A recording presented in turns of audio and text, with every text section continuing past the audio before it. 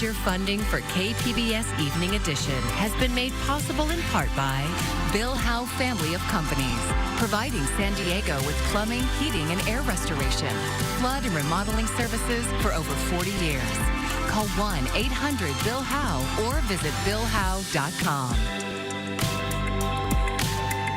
And by the Conrad Trebas Foundation, Darlene Marcos Shiley, and by the following.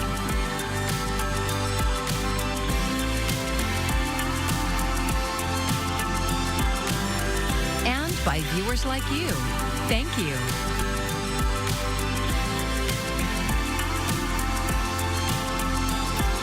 Good evening and thank you for joining us. I'm Maya Trabulsi. Faculty at the University of San Diego walked off the job today to protest what they call unfair labor practices. KPBS education reporter Katie Anastas says they're calling on the university to bargain over cutting courses. Adjunct faculty in USD's College of Arts and Sciences voted to unionize last summer. They've been negotiating a contract since September. They say the university has cut courses without bargaining over the impact on union members. They wouldn't engage in any of our proposals of how to mitigate the negative effects that course cancellations have on our members and on the students. And now we're looking at fall, and there are 60 people that typically teach in the fall that are not currently on the schedule. She says she's taught 2 classes each fall for the last 4 years. Right now, she's not scheduled to teach any. The union is calling for salary increases and compensation if classes are canceled shortly before the semester starts. Sociology professor Jessica White says that could give faculty like her more stability. She teaches 4 classes at USD and 3 at a community college. And it's not easy, but as a single person supporting myself in San Diego in a system that doesn't give me guaranteed work, I essentially am afraid to say no to anything that's offered to me. The union says adjunct faculty teach more than half of undergraduate students in the College of Arts and Sciences. Marianne Garcia is studying English. She and her friends brought donuts to the faculty on strike. Some of the non-tenured professors that I've had are some of the best professors that I've had at USD and really made my experience. In a statement, the university called the timing of the strike at the end of the spring semester, quote, disappointing and unfortunate. They said their goal is to reach a mutually acceptable agreement and that the union's demands would cost more than $6.5 million. Striking faculty members plan to picket again tomorrow. Katie Anastas, KPBS News.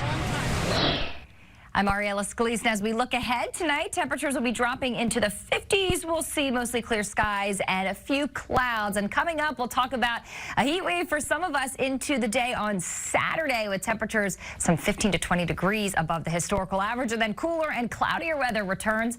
I'll show you when coming up. It is still surprising to some, but La Jolla is not its own city. It's part of the city of San Diego. In our next Why It Matters segment, Voice of San Diego CEO Scott Lewis has an update on an effort to change that.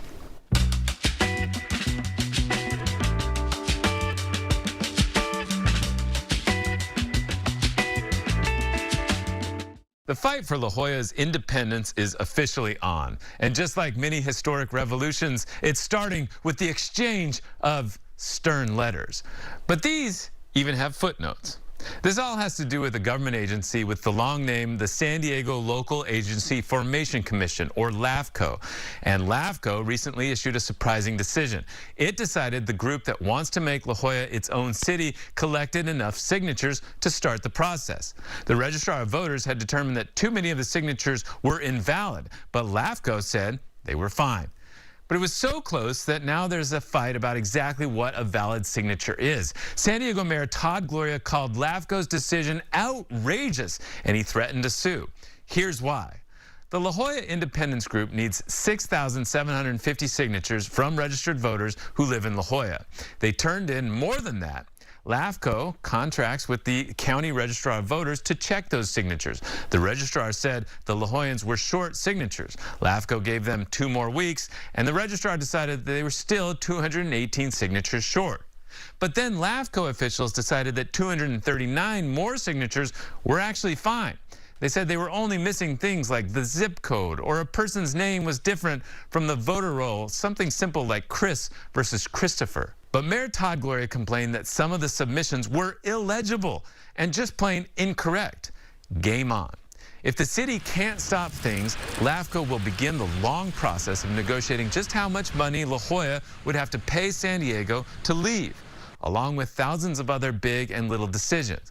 And then, finally, LAFCO would vote on approving the deal. And if they approve it, La Jollans would vote on whether to leave. And if they vote yes, then all of San Diego will vote. It will take 100 years, but we'll follow it every step of the way. I'm Scott Lewis from Voice of San Diego, and that's why it matters.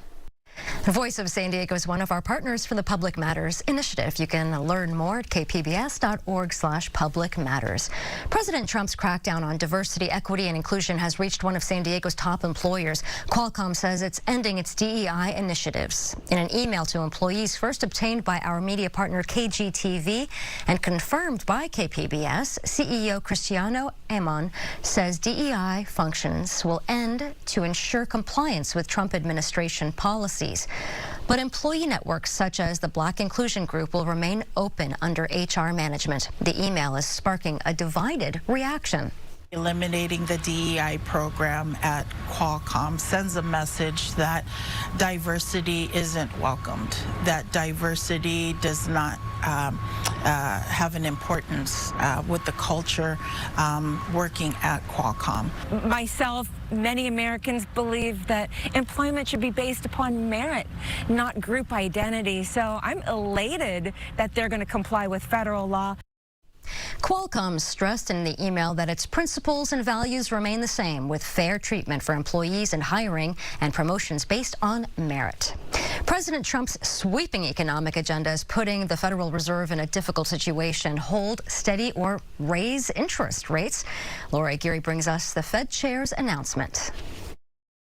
Well, he should lower them, and at some point he will. But Federal Reserve Chair Jerome Powell is not at that point yet. Today, the Federal Open Market Committee decided to leave our policy interest rate unchanged. Powell is going to speak the truth as he sees it about the economy. He's not going to be bullied by Trump. Ken Rogoff is an economics and public policy professor at Harvard. He says he can see why the Fed is holding rates steady, despite President Donald Trump's aggressive sweeping tariff announcements that have dragged down global trade and rattled the stock market. The risks of higher unemployment and higher inflation appear to have risen, and we believe that the current stance of monetary policy leaves us well positioned to respond in a timely way to potential economic developments. Mixed signals that can increase uncertainty with economists and consumers. I mean, prices are going to go up. The surveys, the confidence, everything looks like it's more than 50%. It'll be a recession. Many are closely watching the Trump administration for any signs of trade deals, especially with China. Later this week, Treasury Secretary Scott Bessent and U.S. Trade Representative Jameson Greer will meet with Chinese officials in Switzerland. The president always wants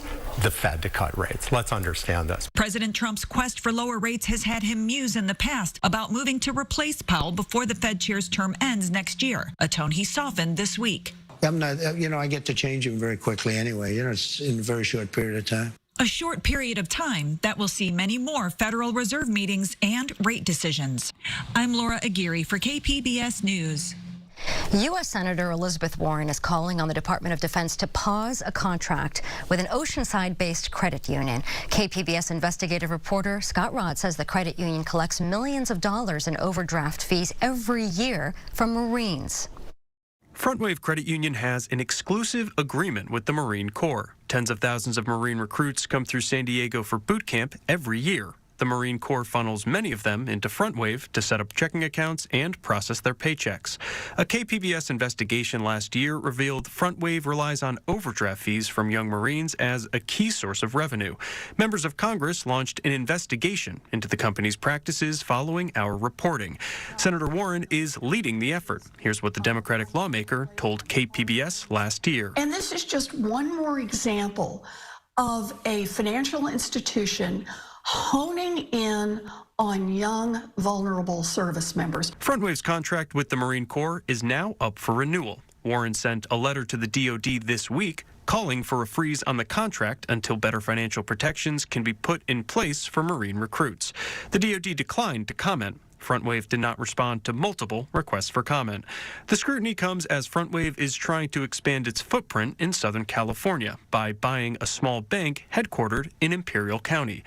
The move has some community organizations worried. My message to Front Wave would be putting the community first. Ebony James is Chief Operations Officer at the Logan Heights Community Development Corporation. She's also a Navy veteran. They have a history. Front Wave has a history of, not taking care of service members, not taking care of community members. The acquisition is being reviewed by the federal government. Scott Rodd, KPBS News. President Trump wants a baby boom, and he's mulling over ways to induce women to procreate, including promises of cash upon delivery. But KPBS's Amita Sharma reports that many believe the times are far from ideal for women to give birth. Amita, this is a very interesting research that you're looking into. Tell us, why does he want women to have babies? Well, put very simply, we don't have enough kids in the United States. Birth rates are low. They are at around 1.6 per woman. That's below replacement levels. We need to be at 2.1 per woman just to break even. We all know kids are vital to any society. They are our future taxpayers. They will be the ones who are funding public education, our social safety net, roads, bridges. You get the idea. So to boost the birth rates, President Trump is considering some incentives. They include setting aside 30% of Fulbright scholarships for married couples who want to have children or who have already had children, offering reproductive education, and paying women $5,000 in cash after they have a baby. I spoke to a local woman by the name of Parrish Glass. She is the mother of 2 small children. She calls those ideas an insult. I think it's a joke. I mean, it's silly. $5,000 to anybody that's already had a child knows that that is chump change when it comes to getting the supplies that you need. Bassinet, crib, diapers. And then once the child gets here, you have all of these expenses like childcare. And childcare in San Diego County is expensive. Depending on the age of the child, it ranges from $1,200 a month to even above $4,000. And there's other pressure on potential parents. They have to start their careers, pay off huge student loans, meet someone to start a family with, and buy a home for a stratospheric price, at least in California, which usually requires 2 incomes. Trump needs a full pro-family agenda to boost birth rates, according to Courtney Baltiski of the Children's First Collective, which pushes for better access to affordable child care. As an advocate for children and with working families, I don't see comprehensive public funding for childcare. I don't see enough public funding for our education systems. And I don't see a commitment to paid family leave. But finances aren't the only reason women are having fewer children. A survey by the Pew Research Center last year found just over half of women have zero desire to have kids. Some don't like them. Many are worried about climate change. They're worried about the state of the world. In the 19 states where abortion is illegal or restricted, it is dangerous for a woman to be pregnant, says UC Davis law professor Mary Ziegler, who specializes in the politics of reproduction. Because there's ambiguity in the meaning of abortion that complicates not just access to abortion for people who are seeking it, but access to miscarriage management and stillbirth management for people with pregnancy complications. Pronatalists, the people who want women to have more babies, overlap with pro-choice opponents in interesting ways. Ziegler says GOP-led Idaho, Missouri, and Kansas have actually argued in court papers that internet-savvy teenage girls' ability to obtain abortion medication online is harming the states because it's reducing their birth rates. Which is a really weird thing to say, because one of the kind of points of bipartisan consensus for a long time, even among people who are generally pronatalist, was that teenagers shouldn't be having babies. And one more point, Maya. Among some on the right, there is explicit talk about the need to get more native-born Americans to have more children so as not to be replaced by immigrants' children. And at a natalist conference in March in Texas, there were proponents of eugenics who want a society made up of suitable races or blood over less suitable races. Very important information to know. Thank you so much, Mitha. We really do appreciate it. And Public Matters is a partnership with KPBS, iNews Source, and Voice of San Diego. And you can see more of our stories at kpbs.org/Public Matters. I'm Jeff Bennett. Tonight on the NewsHour, the world waits for how Pakistan will respond to India's latest strikes. That's at 7 after Evening Edition on KPBS.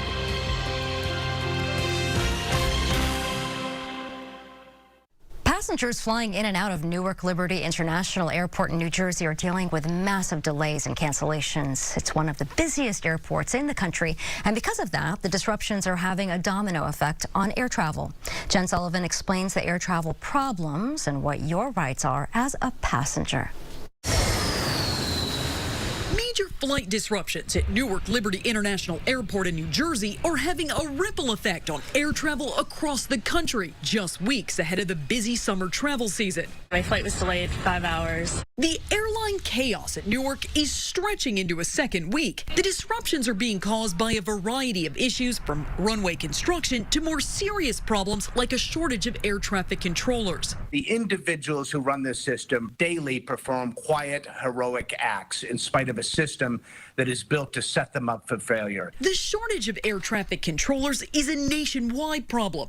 Last week, Secretary of Transportation Sean Duffy said air traffic control was about 3,000 controllers short. While the Trump administration is offering bonuses and higher salaries, the training and hiring process can take months. A certified professional controller has many, many years of training. You just don't do that overnight. So what should you do if your flight is impacted by this? Expedia Group travel expert Melanie Fish says it's important to know your passenger rights. When a flight is canceled, even because of the weather, the airline has to refund you if you decide that that's what you want. Fish recommends downloading your airline's app and calling the airline to rebook. You will get notifications much faster than standing in line to talk to customer service about your options for booking another flight. Passengers can always ask for meal vouchers and hotel vouchers, but it's up to each airline to decide if they want to give them out.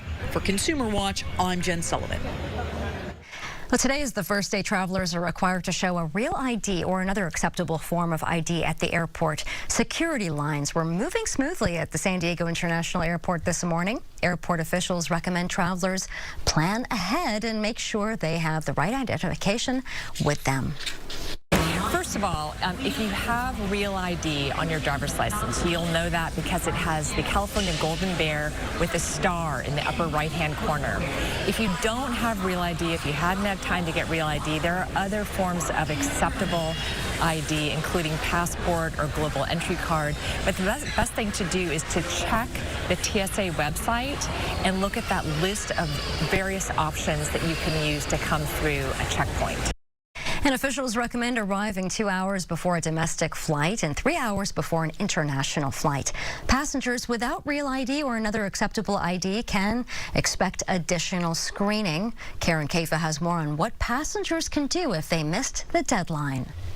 Wednesday, not the last day to obtain a real ID, but the first day that compliance is being enforced at the nation's airports. The good news is that coming into this, TSA said about 81% of travelers were already real ID compliant. And if you don't have that real ID, you can still fly. Just take note. New signage, new requirements for passengers at the nation's airports Wednesday. We'll have staff in front of all our checkpoints to help and direct our customers as they transit through the security process. After nearly 20 years of delays, airline travelers now need a state-issued ID or driver's license that complies with the nationwide standards recommended by the 9/11 Commission and signed into law in 2005. That means no matter where it was issued, that ID has a star in the upper right corner. If it's not compliant, they may be diverted to a different line, have an extra step, but people will be allowed to fly. Extra steps could include additional TSA TSA screening and verification, even for those who use TSA PreCheck. The May 7th date prompting a rush nationwide from this busy Department of Motor Vehicles in Southern California Tuesday. I completely forgot about the deadline. To this massive line at this Real ID Supercenter in the Chicago Loop Wednesday. Travelers can still obtain Real IDs beyond Wednesday. And while Katie Nastor of travel website Going says it's best to get one sooner rather than later, there are other options. If you haven't traveled with a passport in quite a while, you might want to dust it off because people actually can use that as a form of Real ID as they wait for an appointment or just in its place. Other acceptable alternatives include a trusted traveler card like Global Entry, a Department of Defense ID, a permanent resident card, and a Veterans Health Identification card, among others. Again, if you don't have that Real ID just yet, you can still fly, but don't expect to breeze through security. And if you're looking ahead to summer travel with the family, also keep in mind TSA does not require Real IDs or identification for kids 18 and younger on domestic flights. In Arlington, Virginia, I'm Karen Kafa. Plans for a 150-bed detox facility are sparking debate in San Marcos because of its proposed site. Some residents want the city to find another place for it, but KPBS North County reporter Tanya Thorne says a state initiative may be in the way.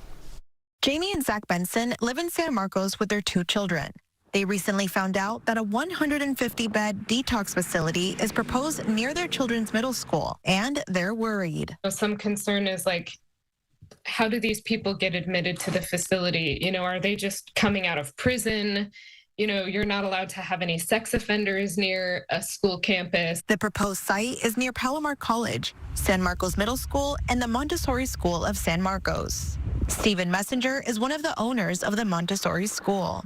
The top concern of ours is the safety of the students and what the students are going to see and witness as they come and go with this being such a basically adjacent, sharing a parking lot, sharing entrances to the preschool. The Montessori School is on the property of United Methodist Church, which is where the detox center would be built. The church partnered with Interfaith Community Services, which would build and operate the residential recovery and wellness campus if they get grant funding through California's Proposition 1. Greg Angel is the CEO of Interfaith. If we're fortunate to receive funding, then we'll enter into a deeper community engagement cycle, and the construction won't begin until next year. The site, at the earliest it would open, would actually be 2028. In 2024, California voters passed Proposition 1 to fund behavioral health treatment facilities. It also covers housing support and mental health services. Proponents called it a much-needed tool to combat California's homelessness crisis. But it also comes with some fine print, limiting city government control. The city generally has land use decision over all things that happen in the city. Unfortunately, that has eroded with the state taking over land use control when the citizens vote for Prop 1. Angel says the recovery facility would have 24/7 staffing and security with no walk-up services. Somebody who comes into a program like this, applies for it, schedules an appointment, completes an intake, and is safely brought into a residential setting. If the funding is awarded, Angel says Interfaith will be holding opportunities for public feedback. Parents like Jamie and Zach say they won't be backing down. Does get funded, then, we just have to think about what are the next steps to continue to honestly fight against this. An online petition against the facility has gained over 1,400 signatures as of Wednesday. Prop 1 awards are expected to be announced later this month or in June. Tanya Thorne, KPBS News.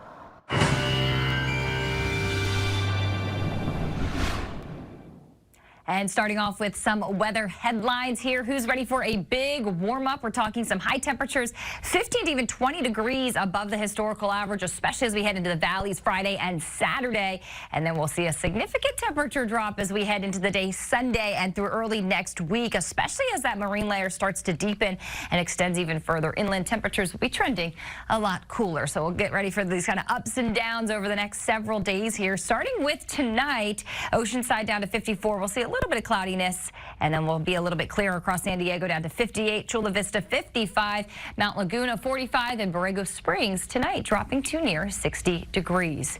We'll be looking at some dry and warm weather really building throughout the day on Thursday, so good to go for outdoor plans, but staying extra hydrated, maybe taking some breaks as some of us will be dealing with the warmth really starting to build, like Borrego Springs at 94, San Diego at a comfortable 73, Oceanside will watch some more clouds at 73 degrees, and Mount Laguna into the lower end of the 60s. And then look at this high building here across much of the Southwest, bringing temperatures well above the historical average. We're talking 10 to even 20 degrees above our typical highs for early into May, and we should be staying mostly dry as our high continues to strengthen.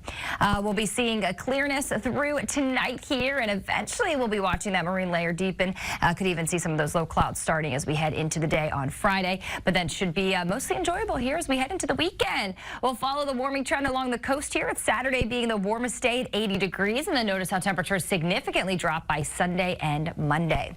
We'll head a bit further inland here, where our hottest day also at Saturday, and then we'll be dropping steadily Sunday, and then Monday we'll be back to cooler temperatures into the 70s.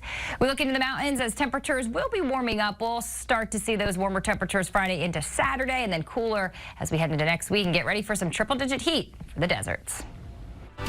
Looks like a beautiful weekend, and you can find tonight's stories on our website, kpbs.org. Thanks so much for joining us. I'm Maya Trabulsi. Have a great evening. Major funding for KPBS Evening Edition has been made possible in part by Bill Howe Family of Companies, providing San Diego with plumbing, heating, and air restoration, flood and remodeling services for over 40 years. Call 1-800-BILL-HOWE or visit billhowe.com. And by the Conrad Trebas Foundation, Darlene Marco Shiley, and by the following: